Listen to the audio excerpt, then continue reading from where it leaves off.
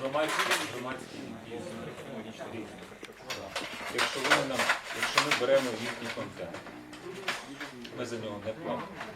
Вони не платять за нього. Працювати, то я гляну на сайті обов'язково, але просто цього. Ми з вами зв'язувалися, нам сказали написати фігурант, ми написали, там, не вигадали,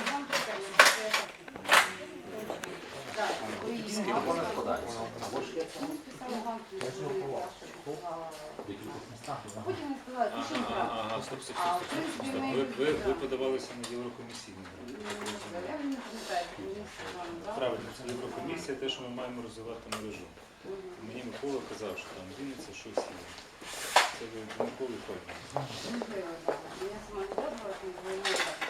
Окей, я гляну, там, значить, ваша заявка є, ми подивлялися.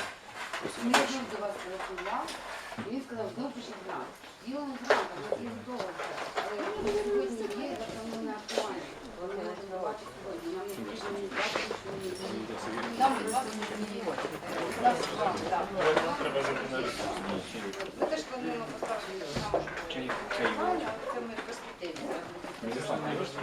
Звичайно, ні. У нас є головна команда. Ні, головне, що робити, тому що онлайн, це онлайн, всі там в регіонах, вони будуть питання, а нам же ж треба робити прямий ефір. Для чого? Прямий ефір викладений, якщо ви хочете поговорити з глядачем, якщо ви показуєте щось надзвичайне. У нас є свій ресурс. Ми їх плану нема. Я гляну на сайті, на ресурсі.